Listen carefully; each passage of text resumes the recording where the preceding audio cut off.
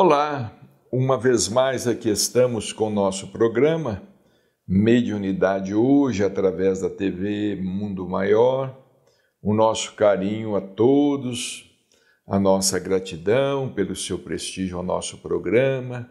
Desejamos que você e sua família, vocês tenham muita saúde e muita paz. Nós estamos aqui falando sobre o trabalho, sobre a vida e a obra de Chico Xavier. Estamos aí nos 20 anos de sua desencarnação, de seu desenlace, 20 anos de muita saudade. Ele faz uma falta tremenda não apenas como médium. Ele faz mais do que falta como médium, ele faz uma grande falta com a sua presença física dele mesmo, entre nós, com seus exemplos, com as suas palavras seguras, com as suas orientações, com a paz que ele transmitia, enfim, com a luz que dele se desprendia e nos tranquilizava a todos. Mas sabemos que ele prossegue trabalhando do outro lado, sem dúvida alguma. E nós estamos comentando aqui sobre as suas obras mediúnicas, as obras de sua lavra mediúnica, não é? E na semana passada nós falamos sobre o Consolador, a Boa Nova, falamos sobre o livro Paulo e Estevão, e no ano de 1942, não é, logo após Paulo e Estevão, no ano de 1942, Emmanuel psicografa por ele este romance extraordinário, Renúncia, que também foi editado pela Federação Espírita Brasileira. Neste livro, Renúncia, nós temos aqui a história, tem aqui um subtítulo, História Real, século de Luís XIV, em França. O romance, a história se passa em França, Espanha, Irlanda e Américas, e o martírio de Alcione, não é? Alcione, alguns dizem Alcione, mas é Alcione, não é? Alcione, a história de Alcione e o seu conhecimento, o seu encontro com o padre Damiano. Interessante a figura do padre Damiano. O padre Damiano foi que ensinou Alcione a interpretar os evangelhos, os 4 evangelhos, capítulo a capítulo, versículo a versículo. Isso tudo é tudo narrado aqui, a trajetória de Alcione, a divulgação da doutrina, como é que o cristianismo foi chegando aqui nas Américas, os desbravadores, os pioneiros da mensagem cristã, os pioneiros da mensagem do Evangelho. E interessante, Alcione, ela é um espírito que já havia se redimido. Ela vem de Sírios. Logo aqui nos primeiros capítulos aqui, nós temos um diálogo muito interessante de Alcione com Antênio. Ela pedindo permissão a esse elevado instrutor da vida maior, pedindo permissão para voltar à Terra. Voltar à Terra e aqui desempenhar uma tarefa, né? Então, quando ela comunica a Antênio o seu desejo de voltar à Terra, ele fala com ela assim: já ponderaste nos obstáculos imensos? Lembra que o próprio Jesus, penetrando na região terrena, foi compelida a se aniquilar em sacrifícios pungentes. Recorda que as leis planetárias não afetam somente os espíritos em aprendizado ou reparação, mas também os missionários da mais elevada estirpe. Experimentarás igualmente o esquecimento transitório, e embora não tanto agravados em virtude das tuas conquistas, sentirás o mesmo desejo de compreensão e a mesma sede de afeto que palpitam nos outros mortais. Então, trata-se de uma obra fantástica. Renúncia, este aqui em 1943. Depois de Emmanuel, volta Humberto de Campos. Volta Humberto de Campos em 1943 com reportagens de além-túmulo. Nós aqui no momento não temos aqui o livro para mostrar, deve estar perdido lá no meio de tantos outros em nossa biblioteca, não é? Mas outro livro de Humberto de Campos, Reportagens de Além-Túmulo, que já havia escrito por Chico Xavier, Narrações do Infinito, Palavras do Infinito, Crônicas de Além-Túmulo, Brasil, Coração do Mundo, Pátria do Evangelho, Novas Mensagens. Humberto de Campos, no início, foi um dos espíritos que mais se fez presente na vida mediúnica de Chico Xavier. Sem dúvida alguma, um dos espíritos que mais se fez presente. Aqui, olha, Palavras do Infinito, Crônicas de Além-Túmulo, Brasil, Coração do Mundo, Pátria do Evangelho, Novas Mensagens, Boa Nova, Reportagens de Além-Túmulo. 6 livros, não é? Esse Reportagens de Além-Túmulo saiu em 1943. Interessante, na véspera de acontecer aquele rumoroso processo que moveu a esposa de Humberto de Campos, a viúva de Humberto de Campos, moveu contra a Federação Espírita Brasileira e contra Chico Xavier, em 1944. Em 1944, nós temos isso contado neste livro aqui, está aqui. Chico Xavier, de nossa autoria. 100 anos de Chico Xavier, fenômeno humano e mediúnico em sua biografia mais completa. E, de fato, aqui neste livro nós temos a biografia mais completa de Chico Xavier. São quase 500 páginas. Em 1944, a esposa de Humberto de Campos move um processo contra a Federação Espírita Brasileira.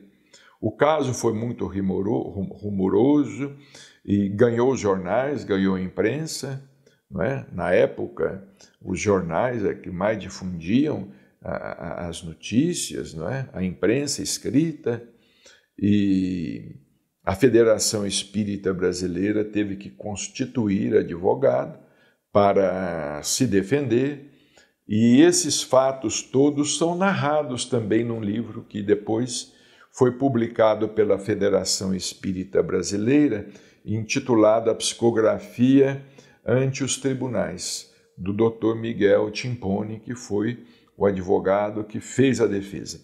Interessante que a mãe de Humberto de Campos estava encarnada, a dona Ana de Campos Veras, a mãezinha de Humberto de Campos. Interessante que a mãezinha de Humberto de Campos aceitava as mensagens como autênticas. Ela aceitava as mensagens psicografadas por Chico Xavier como sendo autênticas, como pertencentes ao seu filho. E ela não foi a favor do processo movido pela nora. Mas a nora, certamente lá, pelas suas motivações, ela moveu esse processo. Então, com este livro, Reportagens de Além-Túmulo, não é? Que foi publicado em 1943, Humberto de Campos como que efetuou uma pausa nos livros que ele escrevia assinando seu próprio nome. E ele passou então a assinar os livros como Irmão X. Não é? Ele abdicou de seu nome, porque houve um processo em 1944, não é? Aí então desaparece de cena Humberto de Campos e entra Irmão X, não é? Que é o mesmo Humberto de Campos com pseudônimo. Outra coisa curiosa é que Humberto de Campos ele também escrevia, valendo-se de um outro nome, de um pseudônimo, não é? Além de escrever, fazer publicações com seu próprio nome, Humberto de Campos, ele escrevia também crônicas assim muito interessantes, hilárias, às vezes até picantes, pitorescas. Ele escrevia como Conselheiro XX. Nós temos em casa toda a coleção de Humberto de Campos encarnado. Nós ganhamos de um amigo que já desencarnou. Nós temos toda a coleção de Humberto de Campos encarnado e Conselheiro XX, que é o mesmo Humberto de Campos. Então, o Humberto de Campos, ele deixa de assinar os livros como Humberto de Campos e passa a assinar como Irmão X. Era o Conselheiro XX, passa a ser Irmão X e continua escrevendo as suas crônicas, valendo-se de um pseudônimo, escrevendo as suas crônicas através de Chico Xavier. Nem o médium recuou e tampouco o espírito recuou em seu testemunho, não é? Neste processo, existem depoimentos da mãe de Humberto de Campos favoráveis, que pesaram muito na decisão dos juízes que examinaram o processo, não é? Que mandaram que o processo fosse engavetado. Não é? Não houve ganho de causa por parte da viúva do grande escritor Humberto de Campos. Bom, em 1944, os poetas voltam a escrever por Chico Xavier. Temos aqui o Cartilha da Natureza, através de Chico Xavier, Cassimiro Cunha, também editado pela FEB.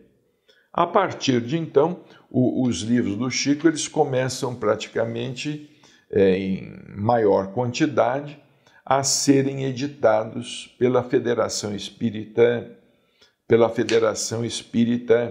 Brasileira. Há até uma curiosidade histórica muito interessante, porque Chico ele havia se tornado amigo do irmão Jacó, aquele que escreve o livro Voltei, não é?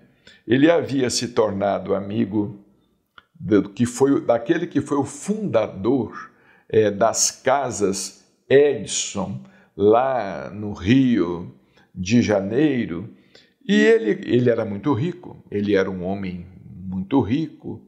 Quando ele desencarnou, ele deixou, vamos dizer, em testamento, ele deixou para Chico Xavier dinheiro, uma boa importância em dinheiro.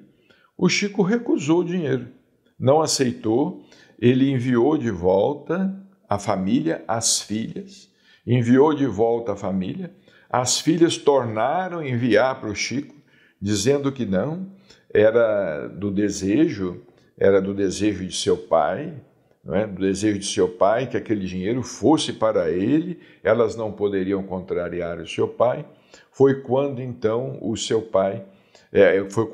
Chico doou esse dinheiro para a Federação Espírita Brasileira, e foi justamente com esse dinheiro que a Federação Espírita Brasileira pôde reformar todo o seu parque gráfico. O Chico abriu mão de uma fortuna. Na época, era uma fortuna. Ele abriu mão desse dinheiro, doou à Federação Espírita Brasileira, e a Federação Espírita Brasileira, então, reformou todo o seu parque gráfico, que estava obsoleto, não é? Ultrapassado, modernizou o seu parque gráfico, e os livros, então, puderam começar a ser impressos, não é? Com mais facilidade nas oficinas gráficas da Federação Espírita Brasileira.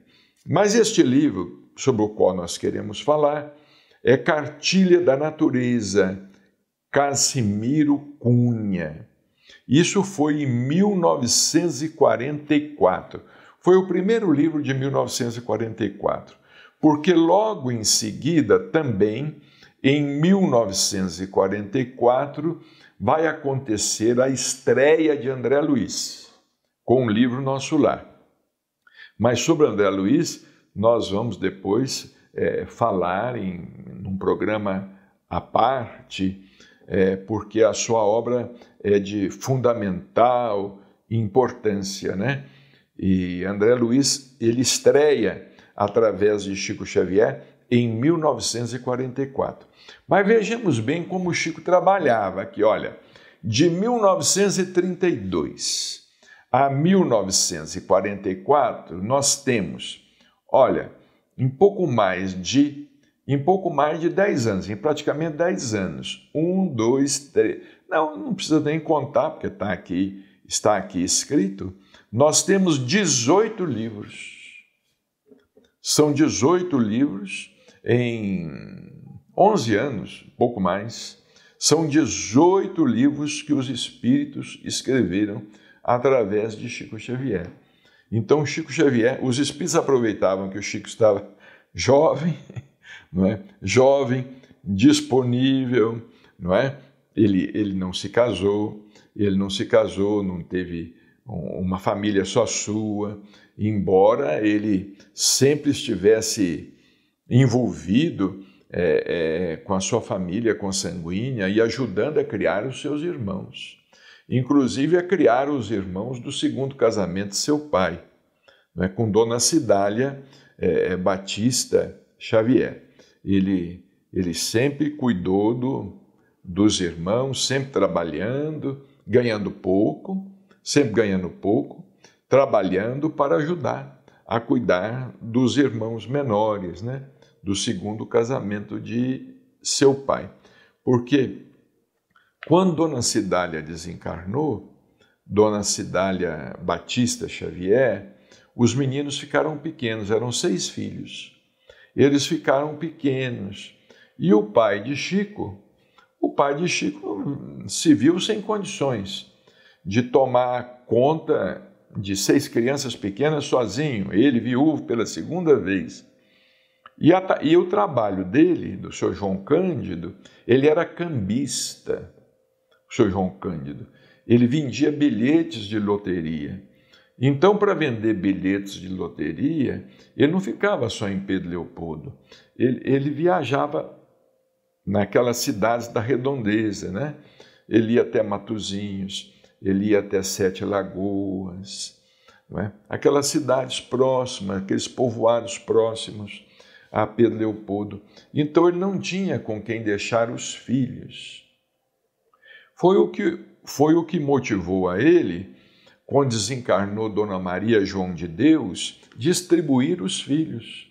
Ele distribuiu os filhos com os parentes, com os amigos. O Chico foi morar com a madrinha dele, é uma história que vocês já devem saber, Dona Rita de Cássia, tinha 5 anos de idade quando ele foi morar com essa madrinha.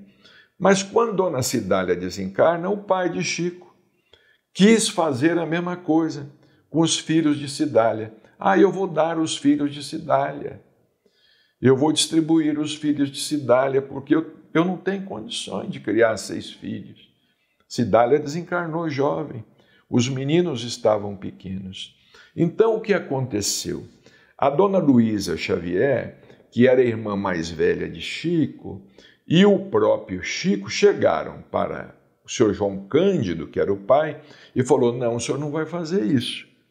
O senhor não vai fazer com os filhos da Cidália o que o senhor fez conosco.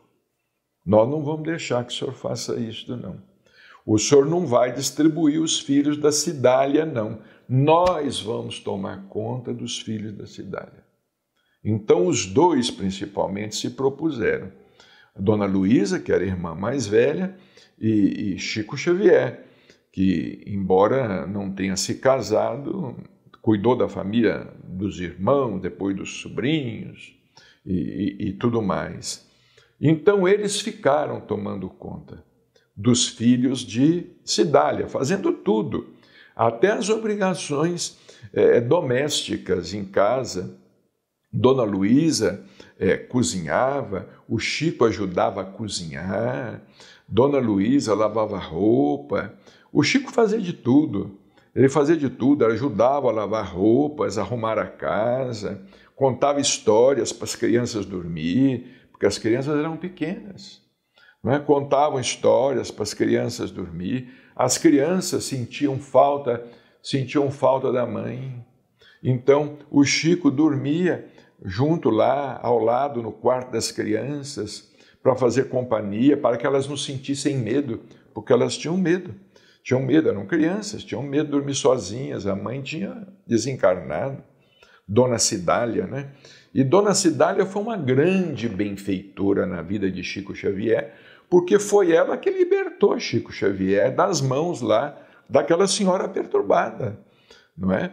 Porque aquela senhora perturbada torturou Chico durante 2 anos. O Chico sofreu maus tratos, bullying, durante 2 anos. Era uma senhora perturbada. Dos 5 aos 7 anos, ele era espancado e torturado, passava fome. Então, Dona Cidália foi a grande libertadora de Chico Xavier, porque quando o senhor João Cândido Xavier a pediu em casamento, ele começou a namorar a Cidália, falou: Cidália, você quer casar comigo? Ele já tinha muitos filhos, 9 filhos. Cidália, você quer casar comigo? Ela falou assim: olha, João, eu caso com você com uma condição. Olha a condição que ela impôs, hein? Vê se isso aconteceria se fosse hoje, muito raro. Cidália, você quer casar comigo? Ela falou assim: João, eu me caso com você, mas eu tenho um pedido, uma exigência. Eu quero todos os filhos seus com a Maria, João de Deus, eu quero todos os seus filhos dentro da minha casa. Você vai buscar os meninos todos, botar dentro da minha casa. Olha que mulher extraordinária. Vai buscar onde eles estiverem. E conta o Chico que foi ela que foi buscá-lo, lá na casa da madrinha Rita de Cássia, que era uma mulher realmente obsidiada e espancava o Chico quase todos os dias. Bem, o nosso programa está aqui no final. Na próxima semana, nos próximos programas, nós vamos continuar falando sobre a obra extraordinária de Chico Xavier. Muita paz.